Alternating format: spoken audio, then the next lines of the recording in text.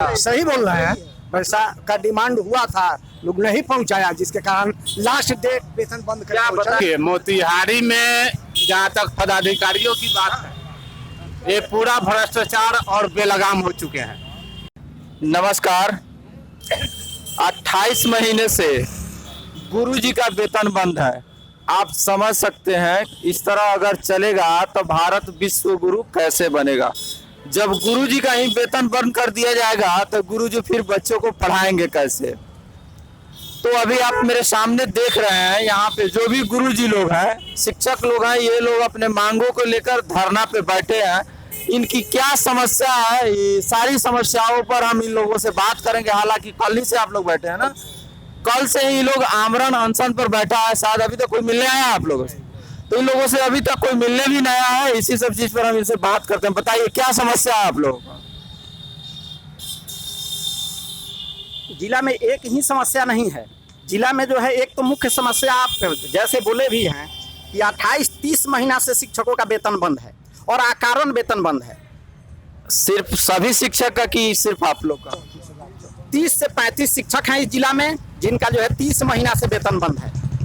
और वे जो है वेतन अभाव में लगातार ड्यूटी करते आ रहे हैं। अधिकतम लोग जो है दूसरे जिला से आते हैं, दूसरे जिला से रह करके और डेरा किराया और सारा खर्च लगा करके जो है बच्चे को पढ़ाते हैं, लेकिन उनको वेतन नहीं मिल रहा है, जिसके कारण जो है आर्थिक रूप से जो है उनका पूरा परिवार जो है आर्थिक जो है परेशानी को झेल रहे हैं। वेतन क्यों बंद किया गया है, रीजन क्या है इसका? वेतन बंद करने के लिए जो है हमसे बेहतर आपको जिला शिक्षा पदाधिकारी बताएंगे कि हम वेतन क्यों बंद किए हैं। हम तो जो है हमको कोई रीजन ऐसा नहीं दिखता है जिससे वेतन बंद किया जाए। आप कभी चर्चा में आप मांगे नहीं विभाग से कि किस कारण से मेरा वेतन बंद किया गया?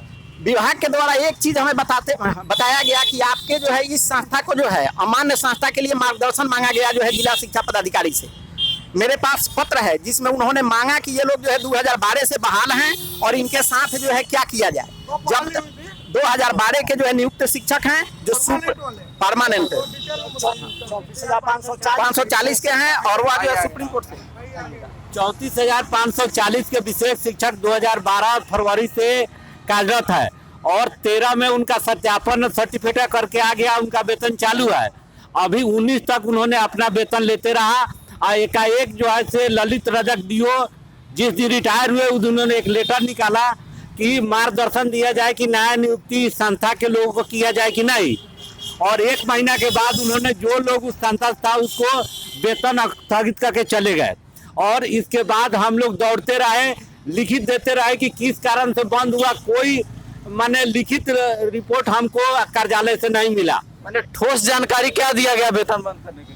कि आपके संस्था को अमान संस्था में रखा गया है। वो जो 2013 में एक निकला था पेपर में कि कुछ संस्था को अमान लिस्ट में रखा गया है। ट्रेनिंग इंस्टीट्यूट की बात। हाँ, ट्रेनिंग इंस्टीट्यूट बालूघाट मुजफ्फरपुर। लेकिन उसके बाद में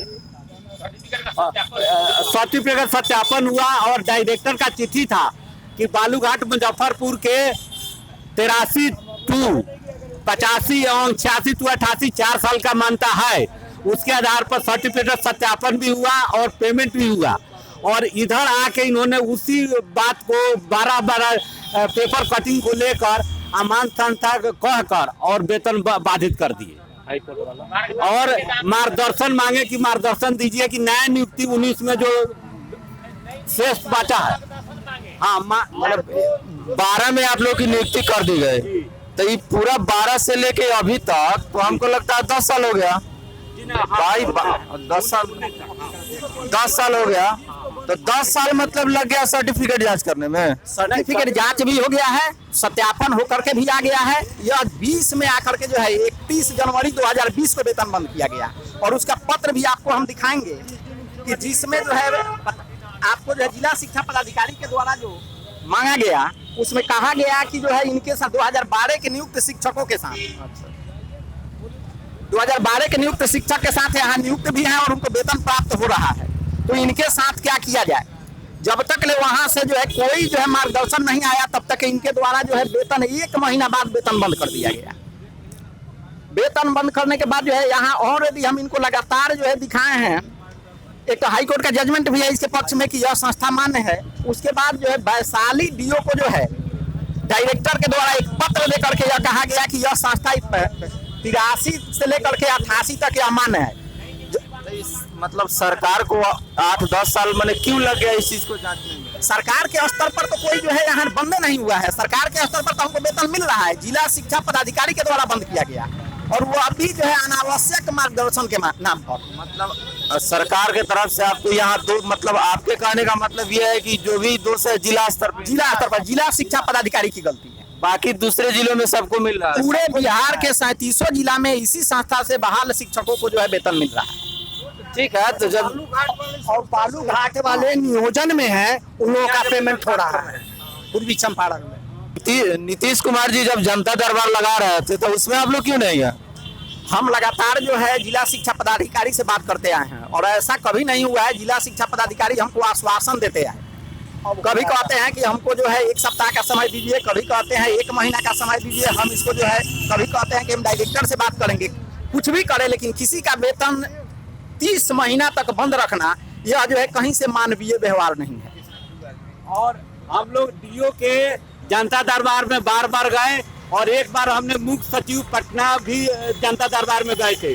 उन्होंने डिप्टी डायरेक्टर को लिखा था कि इनका समाधान तुरंत किया जाए, लेकिन 6 महीने तक उसका कोई खबर हम लोग के पास में नहीं आया। एक से बताइए, मतलब बालू घाट जो संस्था कर रहे हैं ट्रेनिंग इंस्टीट्यूट, वहाँ से किए हुए नियोजित शिक्षकों को वेतन मिल रहा है जी, अब परमानेंट वालों को नहीं मिल रहा। अरे इस जिला में केवल जो है नियुक्त शिक्षकों को इस जिला में नहीं मिल रहा है। पहले भी हम बोले हैं कि बिहार के 37 जिला में जहाँ भी बहाल है, बगल में पश्चिमी चंपारण देख लीजिए, बगल में मुजफ्फरपुर है, सीतामढ़ी है, शिवहर है, सभी जिला में मिल रहा है। केवल एक पूर्वी चंपारण में जिला शिक्षा पदाधिकारी के मनमानी से वेतन बंद। इसके अलावा जिला शिक्षा पदाधिकारी के द्वारा हाँ, वेतन अभाव में 2 शिक्षक जो है इलाज के अभाव में जो है वह मृत्यु हो गई है। मतलब वेतन नहीं मिला और मतलब शिक्षक का तबीयत खराब हुआ, पैसा के मतलब नहीं होने के कारण उनका इलाज के अभाव में पैसा नहीं था, इलाज नहीं हो पाया सही से, इसके चलते उनकी मृत्यु। तो क्या उसको मतलब सरकार से कुछ मिला उनको? अभी किसी को कुछ नहीं मिला। यहाँ तक कि जो है मृत शिक्षकों के विधवाएं भी जो है चक्कर काट रही हैं ऑफिस के, उनको भी अभी तक कुछ नहीं प्राप्त हुआ है। तो फिर कैसे लगता है कि जब इतना दिन से नहीं हुआ तो मैंने क्या लगता है इस अनशन पर बैठने से कुछ हो सकता है? यहाँ हम लोग आमरण अनशन पर बैलों का बंद किया जाए और डीओ साहब, इसके बाद कई डीओ आए, मतलब डीओ साहब चिट्ठी जिस दिन रिटायर होना था उसी दिन निकाली। तो इसमें तो कहीं ना कहीं आप समझ सकते हैं कि जिस दिन रिटायर होना है उसी दिन अगर चिट्ठी निकाला जाए तो आप इससे अंदाजा लगा सकते हैं कि स्पष्ट मानसिकता क्या होगी। तो आप बताइए क्या होगी? तो उनकी मानसिकता ये थी कि ये लोग जो है ये करेगा तो बैक डेट में हम जो है इन लोग को मैनेज कर देंगे, लेकिन लोगों के स्तर से प्रयास नहीं हुआ। इसके बीच में कई डीओ आए, सारे लोग मिले, डीओ लोग जो है संतुष्टजनक बात नहीं कह पाते हैं या समझा नहीं पाते हैं कि वेतन किस कारण से बंद है। वो कहते हैं मार्गदर्शन आएगा तब। मार्गदर्शन 24 महीना 28 महीना में नहीं आया तो 10 साल में आएगा। यह विभाग का काम है ना। बिल्कुल बिल्कुल, हम काम करते हैं, इसके बदला में हमको पेमेंट मिलता है। और यह भारत में संविधान में लिखा हुआ है कि कोई भी आदमी मजदूरी करता है तो वह काम करने के बदले उसकी मजदूरी मिलती है। क्या ये बात जो कह रहे हैं कि पैसे का सही कह रहे हैं? सही कह रहे हैं, सही बोल रहे हैं। पैसा का डिमांड हुआ था, लोग नहीं पहुंचाया, जिसके कारण लास्ट डेट वेतन बंद कर क्या बताएगा? जैसे कह रहे हैं कि हाँ पैसे की डिमांड हो रहा था जिसके कारण वेतन बंद किया गया। देखिए, मोतिहारी में जहाँ तक पदाधिकारियों की बात है, ये पूरा भ्रष्टाचार और बेलगाम हो चुके हैं। जैसे मैं बैठा हूँ यहाँ, हमारी प्रशिक्षण 31 मार्च 2019 को पूर्ण हो गई, रिजल्ट आ गई 2019 31 मार्च, और आज तक उसका अंतर वेतन भुगतान नहीं हो पाया जिले में पूरे शिक्षकों का। इस बीच में कुछ तो कोरोना था और पदाधिकारी लोग किए क्या, मैंने 2020 31 मार्च 2020 के बाद जो फिक्सेशन हुआ उसके बाद ये लोग बैक डोर से पैसा लेकर और अंतर वेतन का भुगतान किया गया है। 2020 31 मार्च 2020 के बाद जितना अलॉटमेंट इस जिला में आया है शिक्षकों के पेमेंट के लिए, वो राशि और जितना व्यय किया गया माने शिक्षकों को जितना पैसा दिया गया, ये दोनों राशि को मिलान किया जाए तो एकदम साफ माने आईना की तरह झलक जाएगा कि रेस्ट बीच वाला अंतर कहाँ है राशि। उस राशि को इन लोगों ने बैकडोर से पैसा लेकर और अंतर वेतन का भुगतान किया है। इसी जिला में 20 से ऊपर शिक्षक का भुगतान हो चुका है और जो शिक्षक पैसा नहीं दिए वो अभी तक घूम रहे हैं। एक तो हम लोग नियोजित हैं, नियोजित शब्द ही ऐसा है जो किसी शराब से कम नहीं है, नियोजित शब्द ही किसी शराब से कम नहीं है। और उसके बाद जो पदाधिकारी लोग हैं नियमित, जिनको मोटा वेतन मिलता है, वो लोग भी माने नियोजित का अगर उन लोग का चले तो हमारे शरीर से कपड़ा भी निकाल ले लो, ऐसा यहाँ का रवैया माने हो चुका है। चाहे वो डीओ ऑफिस के बड़े पदाधिकारी हो या कर्मचारी हो, चाहे कोई हो, एक आदमी भी यहाँ ईमानदार नहीं है। तो जैसा कि आप देख सकते हैं कि साफ साफ ही लोग का कहना है कि कहीं ना कहीं बैकडोर से पैसे की उगाही नहीं होने के कारण ये लोग के वेतन को बंद किया गया। और वो भी उस दिन बंद किया गया कि जिस दिन वो रिटायर होने वाले थे, उस दिन ये वेतन बंद किया गया। तो आप स्पष्ट इससे समझ सकते हैं कि क्या मानसिकता थी और क्या चाह रहे थे। क्यों वेतन नहीं दिया जा रहा आपको? हमको वेतन नहीं दिया जा रहा है, यही तो हम लोग को जानकारी नहीं चल रही है जो किस आधार पर वेतन बंद किया है। उनसे सवाल भी हम लोग किए हैं, डीओ साहब से फेस टू फेस बातचीत हुई है। सभी संस्था के हमारे लोग जो हैं, बालूघाट के बारे में अभी चर्चा चली थी ना, लोग बोले हैं, तो सभी से उन्होंने सर्टिफिकेट और क्या कहते हैं मार्कशीट का जो है प्रमाण पत्र और सत्यापन की कॉपी जमा कराने के लिए कहे। हाँ, इन्होंने जो चर्चा किया है, जो एक लेटर निकला था 2013 में, कोई बिजली सिंह है कहे हैं, जो 2013 में एक लेटर निकला था जिसमें हमारे संस्था का नाम अमान्य की सूची में था। तो वह लेटर जो निकला था वह फरवरी महीने में निकला था, ठीक 13 के फरवरी महीने में, और 13 के नवंबर महीने में हमारे सर्टिफिकेट का सत्यापन होकर आ गया, जिसके बाद हमारा वेतन आरंभ हो गया। मतलब यह है जो हमारा सर्टिफिकेट अमान्य था ही नहीं, वो अभी लेटर जाली था।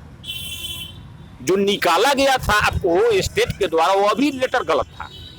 यह साबित हो गया, क्योंकि वह लेटर के निकलने के बाद हमारे सर्टिफिकेट का सत्यापन होकर आया स्टेट से, तो फिर वो लेटर निकाला कौन? अब विभाग कैसे निकाला, उसमें अब किस आधार पर निकाला। लेकिन अब जो आपको नई सूची जो है, उसमें कहीं भी बालूघाट का नाम नहीं है। कोई भी आप सूची ले जाकर देखें, उसमें कहीं भी बालूघाट का नाम नहीं है अमान्य की सूची में। आप लोगों के साथ माननीय उच्च न्यायालय का भी एक बार जो है सिवान में वहां के लोगों को इसी आधार पर हटा दिया गया। और यही डीओ रजक साहब जो बंद किया था ना हम लोग का रिटायरमेंट के दिन, रजक साहब जो बंद किए थे, वही बंद किए थे सिवान में। सिवान में सुनिए, बता रहे हैं, यहाँ भी एक सेकंड, सिवान में वो बंद किए तो सिवान में वो लोग हाई कोर्ट में चले गए। हाई कोर्ट में CWJC से निर्णय आपको लेकर आए कि 83, 85 से लेकर 86, 88 तक यह संस्था मान्य है, 4 बैच की मान्यता मिली हुई है। इसके आधार पर उन लोगों को फिर जो है वेतन भी चालू हो गया, उन लोगों को रख भी लिया गया, और अब 13 के बाद लोग नौकरी भी कर रहे हैं। इस यहाँ पूर्वी चंपारण में आप इसी से अंदाज लगाइए, जो 37 जिला में जब इसी संस्था के लोगों को वेतन मिल रहा है, तो यह एक जिला में कैसे अमान्य हो गया। यह सिर्फ यहाँ माने पैसा कमाने का जरिया खोजा जा रहा है। जिंदाबाद। जैसा कि आप स्पष्ट देख रहे हैं कि शिक्षक एकता जिंदाबाद, जिंदाबाद जिंदाबाद शिक्षक एकता जिंदाबाद, जिंदाबाद जिंदाबाद शिक्षक एकता जिंदाबाद। जिंदाबाद जिंदाबाद। जैसा ही लोगों का साफ साफ कहना है कि अगर हम मरेंगे तो यही और जिएंगे तो फिर यहीं से जाकर के, कि जब हम धरने पर बैठ गए हैं तो हमारा कुछ ना कुछ निष्कर्ष निकलना चाहिए। जिस तरह से हम लोग को 28 या 30 महीने से ये लोग को वेतन नहीं मिल रहा है, तो ये लोग का स्पष्ट कहना है कि हम घर पे भी मर रहे हैं और यहाँ भी मरेंगे, तो उससे अच्छा है कि हम यही मरे। इसी के साथ आप सबों का बहुत बहुत धन्यवाद। आप देखते रहिए फाइनल पोस्ट और हमें दीजिए इजाजत। धन्यवाद।